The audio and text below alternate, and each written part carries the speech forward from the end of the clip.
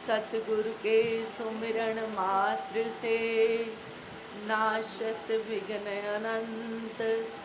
ताते सर्वारंभ में ध्यावत हैं सब संत।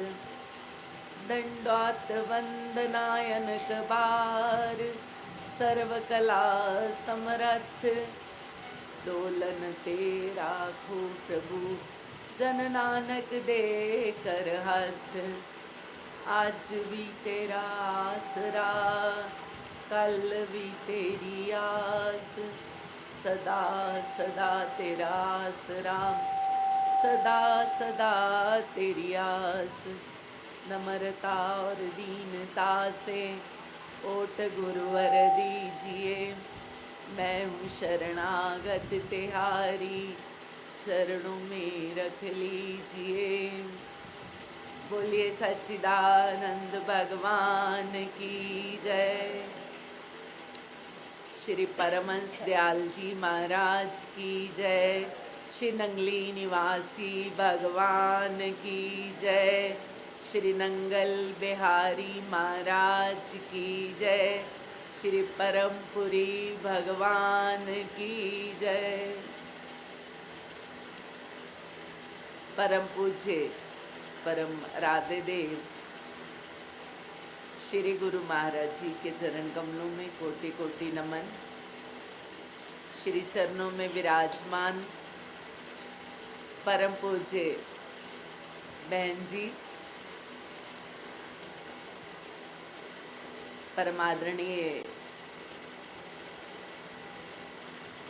महात्मा जी और संतगण, प्रभु प्रेमी साध संगत, आज का ये मुबारक दिन सबको बहुत बहुत मुबारक है। ये महान दिन हम लोगों की ज़िंदगी में आया 100 साल के बाद। आज ही का वो पावन दिन जब हमारे गुरुदेव ने इस धराधाम पर अवतार लिया और हम ही लोगों के लिए, हम ही लोगों को ढूंढने के लिए सद्गुरु आते हैं अपने जीवों का उत्थान करने के लिए, उनको ढूंढने के लिए और उनको मार्गदर्शन करने के लिए। और हमारे गुरुदेव परम प्रभु प्रेम के मसीहा मेरे नंगली निवासी भगवान के प्यारे हनुमान, कहाँ उन्होंने अवतार लिया और कहाँ उनकी भाग्य रेखा लिखी थी, कहाँ विधाता ने उनको पहुंचा दिया। कितनी तड़प रही होगी उस छोटे से हृदय में, बाल हृदय में 14 साल की आयु हो और हृदय में कुछ पाने की तमन्ना, अपने सद्गुरु को ढूंढने की इच्छा, इस जगत के रहस्यों को जानने की इच्छा, इतना उत्कट वैराग्य पैदा किया उनके हृदय में कि वो उन पहाड़ों में जन्म लेने वाले चल दिए मैदानों की तरफ, अपनी मंजिल मकसूद की तरफ। और कुदरत ने ठीक उनको वहाँ पहुँचाया जहाँ पे उनकी मंजिल थी। वहाँ पे जाके वो कहाँ, पहाड़ में उत्तराखंड में तांगुला और कहाँ पे लाहौर, वहाँ पहुँचते हैं। और उनका मेल भी किन से होता है? एक छोटे परमहंस का मेल बड़े परमहंस से, स्वामी नंगल बिहारी गुरु भगवान स्वामी हीरानंद जी महाराज से। और महाराज देखते ही उस दिव्य ज्योति को पहचान जाते हैं कि ये तो बने बनाए परमहंस कहाँ से आए हैं। उनको प्यार किया, दुलारा, पुचकारा, अपने संग ले गए और फिर वहीं पे उनको अपने नंगली निवासी भगवान के दर्शन हुए। नंगली निवासी भगवान की निगाहों ने भी सद्गुरु आते ही अपनी रूहों को ढूंढने के लिए, उन्होंने भी ढूंढ लिया, उन्होंने भी पहचान लिया। पहले माया डाली कि तुम घर चले जाओ, तुम छोटे हो, तुम अकेले हो, तुम चले जाओ, यहाँ क्या करोगे। पर देखा कि अपनी धुन के पक्के हैं। वो सुनाया करते थे कि महाराज जी ने मेरे को कितने सारे पैसे थे मेरी झोली में डाल दिए, जा तू ये पैसे ले जा, घर में चला जा, शादी कर ले, कहाँ फंस गया बाबाओं के चक्कर में, यहाँ क्या करेगा। ना ना, ये इसको साधु नहीं बनाना ना, बिल्कुल नहीं। नंगल महाराज जी को ऐसे कहने लगे, नहीं नहीं ये कहाँ से ले आए, तो इसको लड़के को वापस करो, घर भेजो। महाराज जी ने बहुत मना किया, पर ये एक ही बात के पक्के थे। इनके गुरुदेव ने इनको सिखा रखा था कि वो ऐसे माया डालेंगे, बहुत बात बनाएंगे, पर तो पक्के, अगर साधु बनना है तो फिर पक्के रहना, वो कुछ भी इम्तिहान ले। और गुरु महाराज जी ने वही किया। कहने लगे, क्यों, क्या सलाह है, मैं तेरे को कहता हूँ ना, अच्छा अभी मौका है, चला जा घर। महाराज जी ने कहा, नहीं मैं घर जाने का नहीं हूँ, मुझे आप साधु बना लीजिए, अपनी चरण शरण दे दीजिए। जब बार बार बार बार एक ही बात करते रहे तो कहते, अच्छा तो तू, तेरे को पता है चरण शरण कैसे मिलती है, उसकी कीमत क्या अदा करनी पड़ती है। तो महाराज जी, मुझे तो नहीं पता। कहते, नहीं पता तो फिर साधु बनने के लिए तो सिर देना पड़ता है। अब आप सोचो, 14 साल की उम्र हो। मैंने कहा, महाराज जी अगर आपकी जगह हम लोग होते तो हम तो सोचते जब सिर ही चला गया तो बात खत्म।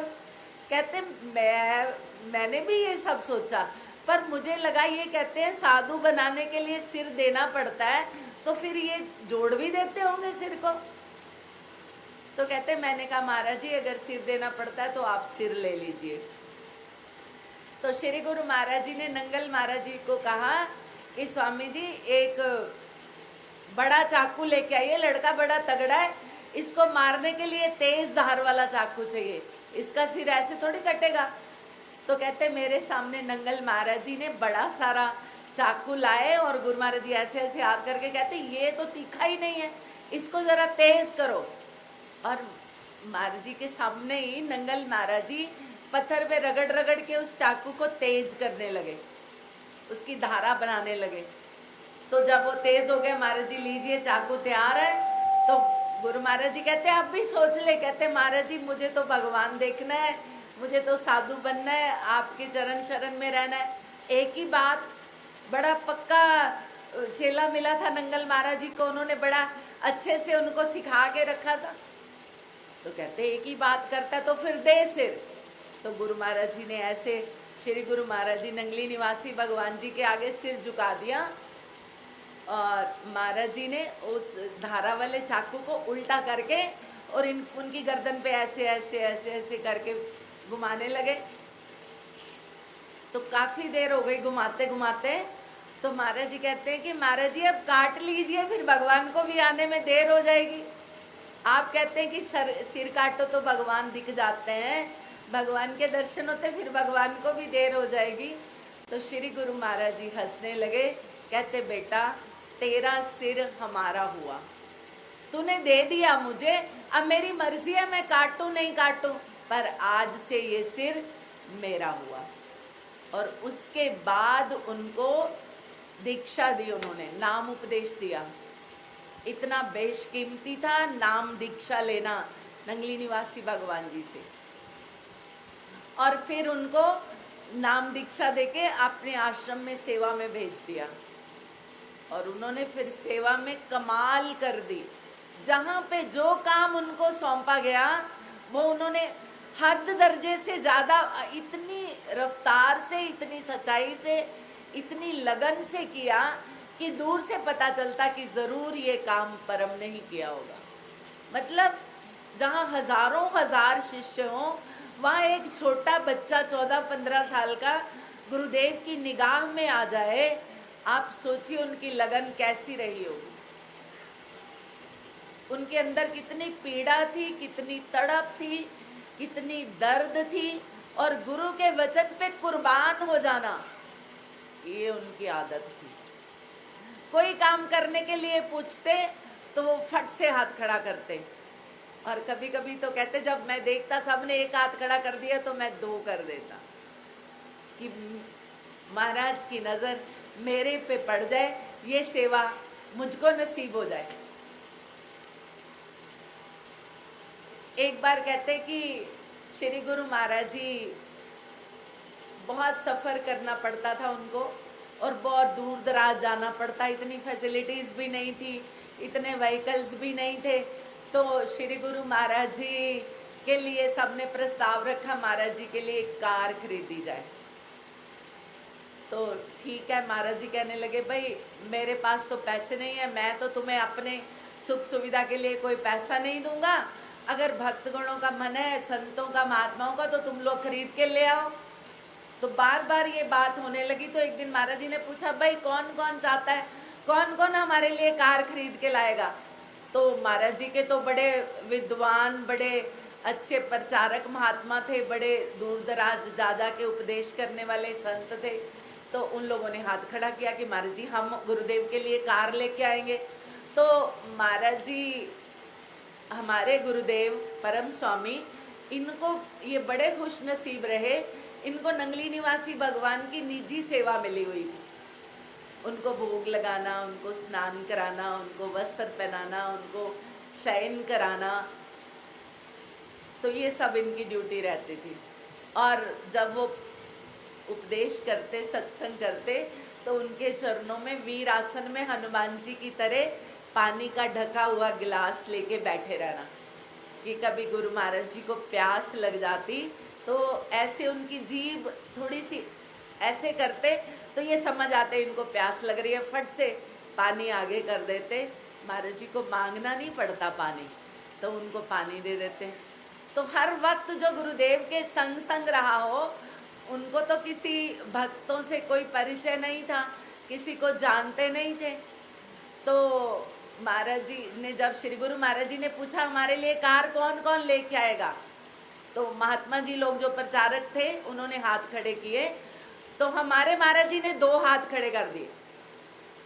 तो श्री गुरु महाराज जी ऐसे नजरें घुमा के सबकी तरफ देखते देखते जब इनकी तरफ देखा तो कहते भाई कमाल है, तू हमारे लिए कार कहाँ से लाएगा भाई, तेरा तो कोई चेला भी नहीं, तेरा तो कोई भक्त भी नहीं। तो ये इन्होंने बड़ा अच्छा जवाब दिया। कहते महाराज जी इन सबसे पहले मैं लेके आऊँगा आपके लिए कार। ये बात मुझे उनकी बड़ी रुचिकर लगती है। मैंने परमपुरी में भी ये बात सुनाई कि महाराज जी कहते हैं कि तू मेरे लिए सबसे पहले कार ले आएगा, कैसे ले आएगा। तो महाराज जी कहते हैं गुरु महाराज जी, मैं शहर के सबसे बड़े सेठ के घर में उसके बाहर जाके धरना दे दूंगा, भूख हड़ताल करके बैठ जाऊंगा, व्रत कर लूंगा कि मैं कुछ नहीं खाऊंगा। जब वो पूछेंगे महात्मा जी क्या चाहिए, आपके लिए क्या लाएं, आप हमारे घर आके बैठे हो, बाहर क्यों बैठे हो, तो मैं कहूँगा मेरे गुरुदेव के लिए मुझे कार चाहिए। तो जब तक आप कार नहीं लेके दोगे मैं यहाँ से उठने वाला नहीं हूँ। तो महाराज जी मैं जब अन्न जल ग्रहण ही नहीं करूँगा, एक पक्का इरादा लेके बैठ जाऊँगा, तो सेठ साहब को कार मुझे ला के देनी पड़ेगी। ये तो पैसे इकट्ठे करेंगे, फिर कार खरीदेंगे, फिर लाएंगे, मैं तो फट से लेके ही आ जाऊँगा। तो महाराज जी ने कहा शाबाश, तेरा इरादा तो पक्का है। मतलब गुरु महाराज जी के चरणों में उनकी अनन्यता कमाल दर्जे की थी, हद दर्जे की। महाराज जी के मुख से बात निकली और ये दौड़े पूरी करने के लिए। तो इसीलिए गुरुदेव इनको हनुमान कहा करते। कहते एक बार ऐसी घटना हुई कि कहीं पे महाराज जी जा रहे थे जहाँ पे जरा पानी कम था, महाराज जी को प्यास लगी। तो महाराज जी कहते हैं कोई पानी लाए, पर 2 मिनट में। अब दौड़े, ये भी दौड़े और महात्मा जी भी दौड़े दौड़े दौड़े दौड़े, बड़ी तेज रफ्तार में दौड़ के 2 मिनट कहा या 5 मिनट कहा, पानी लेके आ गए। दौड़ दौड़ के आए, पानी ले आए। लाए तो महाराज जी ने हंसते हुए कहा लाए तो सही पर 2 मिनट लेट। उन्होंने जितने मिनट बोला उससे 2 मिनट लेट। तो इनको लगा कि मेरे से सेवा में कोताही हो गई है, मैंने ठीक से सेवा नहीं करी, इसीलिए मैं लेट हो गया हूँ। तो सेवादार तो थे ही, वे वो सेवक थे पक्के, उनके निजी सेवक थे, सेवाएं करते रहे। पर उन्होंने सोचा कि मेरे से गलती हुई है, उसका प्रायश्चित करूँगा, अब मैं कुछ खाऊंगा पीऊँगा नहीं। उन्होंने खाना पीना छोड़ दिया। तो 2-3 दिन के बाद इतने कमज़ोर हो गए कि उनसे कुछ सेवा बन ही ना पड़े। तो जब सेवा ना बन पड़े तो शरीर है, बिल्कुल कुछ नहीं लो तो अन्न का आधार है कलयुग में शरीर को। तो महाराज जी अपने कमरे में लेट गए, बोले कि चलो अब भजन की सेवा करते हैं, लेटे लेटे भजन करेंगे, अब सेवा नहीं हो रही हमसे। तो सुबह से शाम तक जब इनको महाराज जी ने नहीं देखा तो संतों से पूछा कि वो हमारा आशिक कहाँ गया, वो नज़र नहीं आया। तो सबने बताया महाराज जी 4 दिन से वो लंगर में नहीं आए, उन्होंने कुछ खाया नहीं है, हो सकता है कमज़ोरी की वजह से। महाराज जी ने कहा बात तो कुछ नहीं थी, चलो देखते हैं। तो महाराज इन्होंने छोटे छोटे कमरे होते थे जिसमें संत लोग महात्मा लोग ठहरते थे चुकौड़ी आश्रम में। तो इन्होंने अंदर से सांकल बंद करी हुई थी और महाराज जी सीधे चले और इनके कमरे की तरफ आए। तो उनके कदमों की आहट से ये समझ गए कि गुरुदेव आ रहे हैं, तो घिसड़ घिसड़ के लेटे लेटे इन्होंने वो सांकल खोल दी। महाराज जी अंदर आए। अब कोशिश कर रहे थे मैं दंडवत कर दूं, प्रणाम करूं, पर कर नहीं पा रहे थे, इतने वीक हो गए। तब तक महाराज जी जमीन पे बैठ गए और इनका सिर उन्होंने अपने यहाँ रख लिया गोदी में और कहते हैं कि परम तूने खाना क्यों छोड़ा। अब ये क्या कहें। तो महाराज जी ने अंगूर मंगवाए, अंगूर का रस मंगवाया, निकाला और वो इनके मुंह में जब डाले, ये इधर से डाले तो ये मुंह, थोड़ा सा बच्चों वाली आदत कि जैसे मैं रूठ गया हूँ तो इधर को मुंह करें, वो इधर से डाले तो उधर को करें। तो महाराज जी थे, महाराज ने कहा परम खोल मुंह, और इनके मुंह में डाल दिया रस। कहते जो ही महाराज जी ने रस डाला मुझे ऐसे लगा जैसे मेरी बॉडी में कोई करंट पास हो गया है, मेरे में बड़ी एनर्जी आ गई है। तो फिर महाराज जी ने कहा कि ऐसे नहीं करते, अब चलो सेवा में। क्या फ़ायदा हुआ तुम्हें ज़िद करने का, हमने तुम्हारी ज़िद भी तोड़ दी, तुम्हें खिला भी दिया, तुम्हारा व्रत भी गया और तुम्हारी सेवा भी गई आज की। बताओ आज की सेवा तो नहीं कर पाया। साथ ले गए। तो शाम को जब भोग लगाने की बारी आई तो ये भोग का थाल लेके गुरु महाराज जी के कमरे में पहुंचे। तो गुरु महाराज जी ने हाथ धो लिए, बैठ गए, हाथ धो लिए, और जब थाली लेके आए तो महाराज जी कहते हम नहीं खाएंगे। महाराज जी क्यों नहीं खाएंगे, भोग लगाइए। बोले ना मेरे को भूख नहीं है, मैं नहीं खाऊंगा। अब ये मिन्नतें करें, महाराज जी को बार बार बोले, महाराज जी माने ही नहीं। तो ये कहते हैं कि गुरु महाराज जी आप तो गुरुदेव हो, आप ही अब बताइए कि आपको कैसे मनाया जा सकता है। मेरे को तो आपने आदेश दिया और मैंने मुंह खोल दिया, मैं कुछ कर नहीं पाया, पर आपको तो विनय से ही मनाया जा सकता है। आप जैसा बोले मैं वैसा करूं। महाराज जी बोले मेरी एक शर्त है, अगर तू मानेगा तब मैं खाऊंगा। तूने तो जिद कर ली ना, अब मेरे को मना के दिखा। बोले आपको मनाने का ढंग भी आप ही बताइए, मैं नहीं मना सकता आपको। कहते मैं तब मानूंगा अगर तू आज से प्रण करेगा कि मैं कभी भी खाना पीना नहीं छोड़ूंगा, चाहे कुछ भी हो जाए, तेरे पे कितनी मुसीबत आ जाए, तेरे को कितना गुस्सा हो, नाराजगी हो, पर तू कभी अन्न भगवान से नाराज नहीं होगा और तू कभी खाना नहीं छोड़ेगा। कभी कभी ऐसे मौके आते, उनकी तबीयत भी ठीक नहीं होती, उनका मन भी नहीं कर रहा होता, तो वो कहते अच्छा बेटा ले आओ, थोड़ा ले लेता हूँ। तो ऐसे ही एक घटना में उन्होंने ये बात सुनाई कि मैंने तब से प्रण किया कि मैं अपने गुरुदेव का वचन नहीं तोड़ूंगा, अब मैं कभी ऐसी जिद नहीं करूँगा कि मैंने कुछ नहीं खाना। तो ये छोटे छोटे प्रसंग हैं, उनकी ज़िंदगी में ना जाने ऐसे हज़ारों घटनाएं घटी, पर बात पते की ये है कि अपने गुरु के वचन पे मर मिटना, कुर्बान हो जाना, आगे पीछे हिसाब नहीं करना। हम तो हिसाब करते हैं, मैं ये बात मानूंगा तो उसका मेरे ऊपर क्या इफेक्ट होगा। और स्वामी जी ने सुनाई ना बात कि गुरुदेव ने कहा कि जो छलांग मारेगा वो मेरी गोद में होगा, और उधर छलांग लग गई और सबने कहा परम गए, और देखा तो गुरुदेव की गोद में। समर्थ सतगुरु के पास रह के उनको जानना बहुत मुश्किल है, बहुत मुश्किल है। वो इतनी माया डाल देते हैं, इतना आदमी की बुद्धि को कर देते हैं कि आदमी सोचता है पता नहीं क्या करना चाहिए, क्या ठीक है कि नहीं। गुरु हमारे जीवन में हम लोग बहुत भाग्यशाली हैं। नंगली निवासी भगवान के उस परम सपूत को हमने देखा, उनसे प्यार लिया, उनको उनका संग हमें मिला, उनकी वाणी सुनने को मिली, उनका प्यार मिला, उनका हर तरह से हमने उनको देखा। तो ऐसे गुरु भगवान को हम क्या श्रद्धा पुष्प अर्पण करें। हम तो यही कह सकते हैं, सद्गुरु आपने हम गरीब बच्चों की इस भवजाल में बहते हुए लोगों की बाजू को पकड़ा है, आप पकड़े रहिए और हमारा जीवन का ध्येय आप ही बने रहिए, ताकि हम उस नंगली निवासी भगवान के परम स्फूर्त के पास पहुंच जाएं। वो अपने आप ही हमें अपने भगवान के अर्पण कर दें। इतना ही कह के मैं वाणी को विराम देती हूँ। बोलिए सच्चिदानंद भगवान की, निवासी भगवान की।